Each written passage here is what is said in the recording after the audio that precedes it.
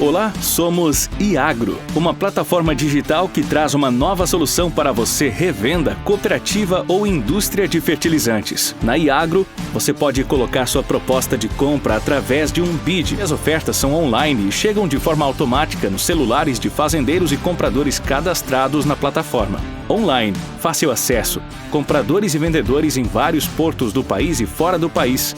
Informação gratuita e de qualidade. Isso é Iagro. Pessoal, sejam bem-vindos a mais um episódio do IagroCast, podcast que nós criamos aqui para trazer pessoas relevantes do mundo do agronegócio, tratando dos mais diversos assuntos. Aí hoje um assunto que particularmente eu gosto muito, com uma pessoa que eu também gosto muito, apesar de fazer um bom tempo que eu não vejo, já eu faço as apresentações dele, que é o Eduardo Saldanha. O Saldanha que é um pernambucano, né, é engenheiro agrônomo também, formado lá pela Universidade Federal Rural de Pernambuco, onde ele fez também mestrado. Ele teve um mestrado lá no Pará, período que a gente até morou na mesma cidade, lá na Federal Rural da Amazônia. Ele já está com uma carreira aí relativamente longa, igual eu, nos fertilizantes. Começou lá atrás, em 2005, como assistente técnico da Roulier. Aí ele teve uma longa passagem pela Bunge, empresa na qual nós trabalhamos junto. Ele foi professor na Universidade Rural da Amazônia, voltou para o mundo privado novamente, trabalhando aí por mais de 7 anos na Yara, né, e hoje ele está como especialista de desenvolvimento agronômico na Rio Tinto, né, e dentre vários assuntos aqui, o foco, aliás, né, a gente vai fazer a discussão em cima de fertilizantes solúveis e suas vertentes, vamos assim dizer. Mas Eduardo, passar a palavra aí para você falar um oi para a turma, né, se apresentar de forma mais formal, vamos dizer, agradecer a tua presença aqui no nosso podcast, uma pessoa muito inteligente, super capacitada, que já tem trilhado aí uma longa carreira no mundo dos fertilizantes, ajudando o Brasil, o agro aí na subida de patamar, como o pessoal fala, né? E para a gente entrar na nossa discussão aí, falando do mundo dos solúveis, que danado que é esse fertilizante solúvel, afinal de contas? Seja bem-vindo. Oi, Jefferson, boa tarde, né? Boa tarde, que a gente está gravando agora de tarde, mas dá um alô aí pro pessoal, pro canal do podcast, né? E para todas as pessoas que seguem, que escutam esse canal, né? Então, primeiramente agradecer, né, a oportunidade, o convite de falar. Eu acompanho sempre que posso, né, as postagens, as gravações, os conteúdos, né? Hoje, muito dentro dessa tendência aí de digitalização, né, de tudo que a gente vê, e as questões do agro também não poderiam ser diferentes, né? Então, a gente também fica bastante feliz de ter sido lembrado, né, e poder contribuir com o canal, né? E como você me apresentou, né, meu nome é Eduardo Saldanha, né, eu fico sediado na região Nordeste, mas tenho uma atuação hoje muito mais nacional, né, que diz respeito à geografia de atuação, e sempre dentro, né, do segmento aí de fertilizantes, né, de nutrição de plantas, contribuindo, né, quer seja aí com a parte de corporativa ou com a parte também científica, né, com publicações, com conteúdos bastante importantes aí para a parte de fertilidade e nutrição de plantas, tá? Sobre o tema, né, que você nos passou, tá certo? E pediu que a gente abordasse, né, um tema muito importante, assim, dentro do universo, né, do segmento de fertilizantes que a gente tem, tá? Então, uma revisão muito rápida que a gente pode fazer, né, é acerca do conceito do que é um fertilizante, né? Os fertilizantes são produtos minerais, tá? Em sua grande maioria, né? São produtos de natureza mineral, tá? Ou orgânica, né? Existem também as opções de fertilizantes orgânicos, cujo objetivo principal é fornecer elementos minerais para as plantas, tá? Então, em cima desse primeiro, né, ponto, tá, a gente tem que puxar um pouco do conhecimento ali da nutrição de plantas, né? Dentro do conceito de nutrição de plantas, a ciência hoje considera 17 elementos essenciais, tá? Desses 17, né, 3 são chamados elementos orgânicos, que são carbono, hidrogênio e oxigênio. Então, retirando, né, esses 3 elementos que as plantas em geral obtêm a partir do ar e da água, tá? os demais elementos que a gente engloba dentro de duas grandes categorias, né, que é a categoria dos macronutrientes e dos micronutrientes, eles precisam estar disponíveis para a cultura, tá? Para a planta ou para o cultivo agrícola, né? E é por meio de fertilizantes, tá, que a gente faz a reposição. Em geral, os solos possuem alguma reserva, né, maior ou menor, dependendo do tipo de solo, mas voltando nesse ponto, os fertilizantes têm esse papel primordial, um papel muito nobre, né, de conferir, tá, ou de possibilitar a reposição, sempre que necessária, tá, de elementos essenciais que, porventura, o solo não tem, ou que a cultura tenha removido, ou que tenha sido perdido por alguma forma. Tá? Então, é dentro desse universo que a gente vai falar de um tipo específico de fertilizante. Eduardo, é o seguinte, você teve até recentemente aí, quando a gente estava conversando pelo WhatsApp, ali, você estava em Israel, que você me diz depois aí, é um país que usa muito esse tipo de fertilizantes na condução das hidroponias que eles têm lá, famosíssimas por conta disso. Esse tipo de fertilizantes, vamos chamar assim de mais nobre, ele teve a sua pesquisa, evolução voltada para culturas em irrigação, fertirrigação, hidroponia, ou foi um acaso? Como que a gente poderia esclarecer isso mais para as pessoas que estão ouvindo? Perfeito, Jefferson, excelente ponto, né? Os fertilizantes solúveis ou hidrossolúveis, eles se caracterizam pela alta solubilidade, ou seja, após a aplicação, a solubilização ela é imediata, né? Um bom esclarecimento: as plantas elas não absorvem fertilizantes, elas absorvem elementos em solução.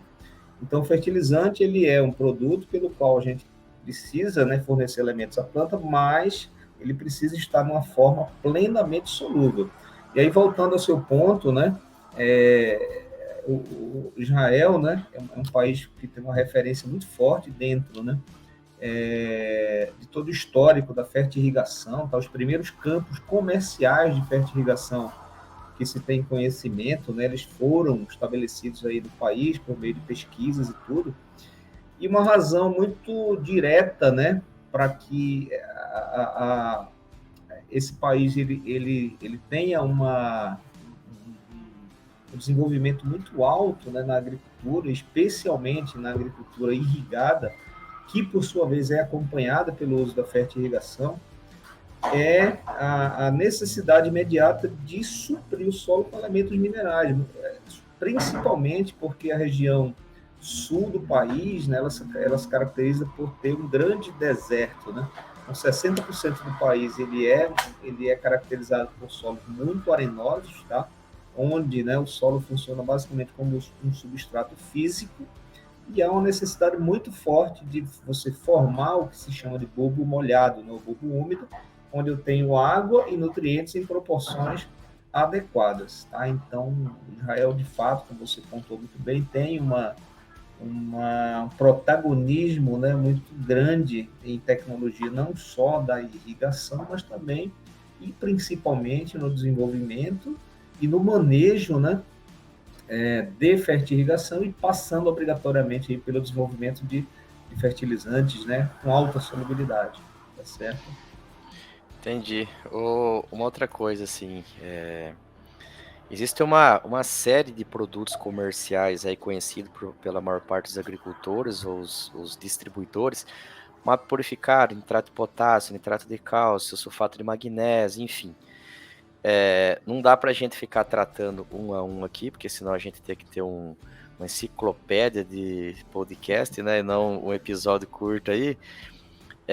Quando a gente pega, Eduardo, tipo assim, todos esses produtos aí, eu sei que a depender do elemento e da necessidade da cultura, você vai colocando mais um ou outro, a depender da época também, a compatibilidade entre esses produtos e assim por diante. Mas quando a gente pega nesses mais comumente usados aí, existe algum ponto de atenção que você poderia falar para o pessoal, falar assim, produto A ou B, se atente a isso. O A com B não pode isso. Enfim, estou chutando aqui, mas assim, pontos que você como um especialista e falar assim, cara, você tem que botar isso aqui lá na prateleira principal da tua cabeça e não esquecer dessas informações? Perfeito, Jefferson. Quando um produtor, um técnico, né, um agrônomo, está numa fase de planejar, né, a sua adubação, a nutrição de uma cultura que porventura ele esteja atendendo, tá? E voltando especialmente aqui para os fertilizantes hidrossolúveis, né, dentro do que você citou, de alguns fertilizantes que são fontes de fósforo, de nitrogênio, de potássio, de magnésio, de outro elemento, tá? Existem algumas propriedades que precisam ser conhecidas, tá? Antes de a pessoa realizar a aquisição, a compra e principalmente, né, conhecê-las para melhor manejar. Quais são essas propriedades, tá? Então, a primeira delas é a composição, ou seja, eu preciso conhecer, né, qual a composição química desse fertilizante, e conhecer composição significa entender qual a garantia, tá, química, né, daquele fertilizante em determinado nutriente, tá certo? E qual a forma física, né, a forma química, perdão, deste elemento, tá? Então, eu vou dar 2 exemplos aqui, né? Então, por exemplo, um sulfato de potássio e um nitrato de potássio. Eu tenho 2 fontes, né, possíveis de potássio, só que uma está na forma de potássio ligado a enxofre, que é o sulfato de potássio, e outra está na forma de nitrato de potássio. Tá? Então, isso é conhecer a composição e a forma física. Outra característica importante é a solubilidade, ou seja, qual o valor da solubilidade daquele fertilizante, ou seja, quantos gramas, né, daquele fertilizante ele se dissolve no litro de água, tá? Então é outra característica importante. A compatibilidade, tá? Então é fundamental se conhecer a compatibilidade, porque tem certos fertilizantes que você não pode estar misturando, né, dentro dos tanques de aplicação. Exemplo do nitrato de cálcio, tá? Que não é compatível com o fosfato monoamônico, que é o MAP, tá? Dentre outras incompatibilidades conhecidas. Outro indicador muito importante, né? O valor da reação, ou seja, se o fertilizante ele tem uma tendência mais ácida ou mais alcalina. Esse é outro dado muito importante, né? A questão da salinidade, tá certo? Que é medida aí pela a CE, tá?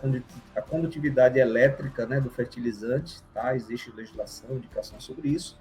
E, por último, algumas propriedades físicas, como densidade, tá? E massa específica, né, por exemplo. Tá? Então, vou só resumir aqui, né, para as pessoas deixarem terem clareza, né, sobre a importância. Composição, solubilidade, compatibilidade, acidez, alcalinidade, salinidade e propriedades físicas. Tá? Então, são essas propriedades muito importantes para melhor manejar o fertilizante e a fertirrigação. Legal. Uma outra coisa também. Óbvio que a maior demanda, o maior consumo por esses fertilizantes hoje, você me corrige se eu estiver errado, eu não vou nem dizer o maior consumo, mas dizer assim, a mais conhecido, de uma forma geral, estão principalmente no HFs e frutas, né? Aonde que estão esses mercados? Quem são essas culturas? Como que é o panorama disso daí, um pouco da parte mercadológica da coisa? Perfeito, Jefferson.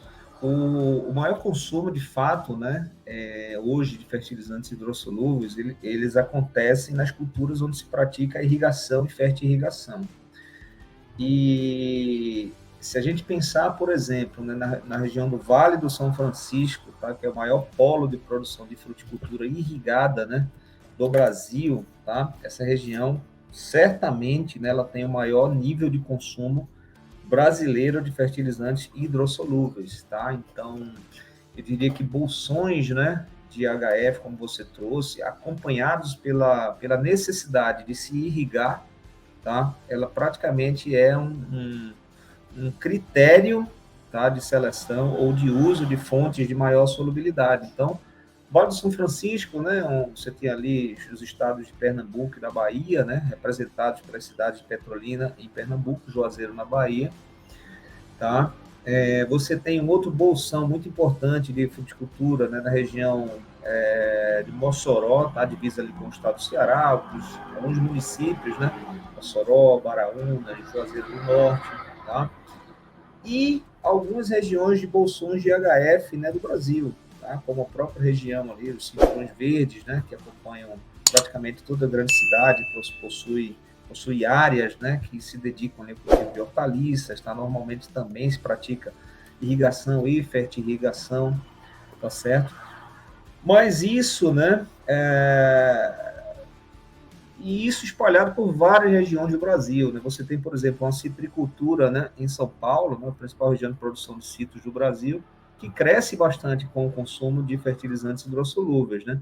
Muitos projetos sendo instalados, projetos de irrigação, tá? E especialmente a irrigação localizada, né?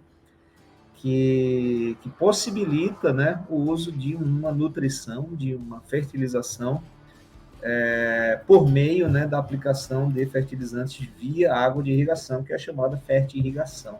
Uhum. Tá? Então, dentre outros polos. Né? Até da região amazônica, por exemplo, a gente trabalhou, né, naquela região tudo, uma região que chove bastante, mas hoje já existem cultivos também, a própria pimenta do reino, cultivo de açaí, vários projetos com a cultura da palma de óleo, né? Então, o mercado é realmente muito aquecido, né, em termos de consumo e especialmente de perspectivas de crescimento. E no teu ponto de vista, Eduardo, o porquê que grandes culturas, quando eu digo grandes culturas, principalmente grãos em região de cerrado, ainda adota tão pouco o uso dessa tecnologia? É por conta de custo? É por conta que às vezes o produto não se enquadra direito no manejo hoje criado, aí o pacote tecnológico criado hoje que o pessoal do cerrado adota? É questão de distribuição? Não é nada disso? O que você acha que seria o consumo de ser tão baixo? Olha, Jefferson, muito possivelmente, né, pela agricultura de sequeiro predominar, né, nessas grandes culturas, tá? São culturas que dependem, né, do período chuvoso, tá? E isso, né, limita um pouco, especialmente pelo custo do fertilizante, né? Hidrossolúvel ser muito maior, né, via de regra, que os fertilizantes granulados, em geral, de solubilidade menor, né? Mas, por exemplo, né, a gente sabe que as áreas de grãos dentro da região do Cerrado brasileiro, isso inclui vários estados, né, do Brasil, você tem muita área com produção em pivôs, né, que por sua vez são irrigados. Então, são áreas que são possíveis de se utilizar fertilizantes hidrossolúveis com aplicação via pivô central. Hoje existem produtos, né, desenvolvidos especialmente com essa tecnologia, tá, com a solubilidade suficiente, né, para serem utilizados em sistemas de pivô central. Tá? Aqui, por exemplo, dentro de grandes culturas, né, como você trouxe aí o termo, a gente tem a cultivo de cana-de-açúcar, né, que hoje, mesmo sendo uma cultura que em sua grande maioria, né, ela segue como agricultura também de sequeiro, tá? Existem várias usinas, né, investindo muito fortemente em irrigação localizada, né? Eu recentemente até visitei áreas de produção de cana aqui na região Nordeste, né? Vários produtores investindo em gotejamento, quer seja gotejamento enterrado ou gotejamento superficial, e que necessariamente passam a utilizar fertilizantes hidrossolúveis, né, no seu manejo, a partir da instalação dos projetos de irrigação. Tá? Então, é algo muito atrelado, né, à cultura irrigada. Normalmente, cultivos irrigados eles têm uma tendência muito maior de utilizar fertilizantes hidrossolúveis, tá? Que, por sua vez, né, e aí emendando um pouco na tua pergunta, você tem ganhos maiores, né? Existem vários artigos, né, publicados, tá, que eles avaliam exatamente a eficiência dos fertilizantes hidrossolúveis via fertirrigação comparado com o manejo convencional. Então, eu me recordo aqui de um artigo que foi publicado, né, que eu estudei, e ele compara exatamente, né? Imagine que, por exemplo, né, foi aplicado ali 200 quilos por hectare de nitrogênio, no cultivo de banana, estou dando um exemplo, né? Via adubação granulada, tá? O primeiro tratamento, e o segundo via fertilização com uma fonte hidrossolúvel via fertirrigação. E aí ele mediu a eficiência, tá, de cada tratamento, né? E o que chama atenção nesse artigo é que ele traz esse dado de eficiência em quilo do produto, ou seja, quilo de banana por quilo de nutriente aplicado, tá? E o trabalho, né, ele apontou o seguinte, ganhos acima de 30% em produtividade quando se usou o fertilizante hidrossolúvel para uma mesma dose do nutriente, ou seja, mostrando efetivamente Legal. que o manejo, divisão e tudo, né, proporcionou ganhos para a cultura. E, sem dúvida, isso pode acontecer em várias outras culturas também. Cara, aí você levantou uma bola, é o seguinte. Vamos tirar da nossa linha de raciocínio os 2 últimos anos aí em relação à precificação de fertilizantes. Vamos pegar em anos normais aí. Óbvio que o fertilizante hidrossolúvel ele é mais caro do que o granulado. E aí, Eduardo, tipo assim, talvez você já tenha se deparado com isso também. Eu já vi algumas vezes o produtor de grão comprando fertilizante granulado, tentando fazer a diluição numa caixa antes da captação de água ali no pivô e fazer a aplicação desses fertilizantes, né? O que, tipo assim, sobra muito produto no fundo, vira uma lambança ali a aplicação, não é o produto que tenha, tipo assim, ele não foi desenvolvido para aplicar com essa finalidade, né? Mas, enfim, acaba que na hora ele fazia o custo por ponto de nutriente e fazia o manejo desse jeito aí. Você acha que isso acontece por quê? Falta de orientação técnica, desconhecimento do produto em si, da fisiologia, nutrição? O que você acha por que você acha que o produtor acaba fazendo esse tipo de coisa? Eu acho que está bem em cima do que você falou, tá? Talvez por as duas questões, né? Uma combinação aí de falta de um conhecimento mais aprofundado sobre esse tema e também, né, por eu diria, uma falsa economia, tá? Eu vou justificar por que uma falsa economia, né? Isso não acontece somente com produtores de grãos e tudo, mas eu já vi muito produtor de hortaliça, né, até de fruticultura aqui, comprar ou diluir cloreto de potássio vermelho, tá, granulado, né, e diluir, fica aquela solução vermelha, né, em cima das caixas de diluição, e isso não é adequado, né. O que pode acontecer, né, nesse caso, nessas situações, tá? Quando o produtor utiliza um fertilizante que não é indicado, não tem a indicação, né, para ser utilizado em sistemas de aplicação em solução, e aí fertirrigação, ou hidroponia, ou aplicação via pivô. O efeito imediato, tá? Mais imediato, eu diria, né, é ele ter problemas de entupimento, tá? Todo sistema de irrigação, no final, ele vai ter o que se chama de emissor. Tá?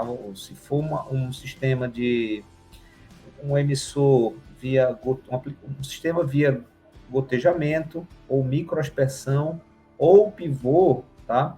No final você tem um emissor, e esse emissor ele tem um limite de diâmetro, né, de passagem ali para passar água e solução, tá?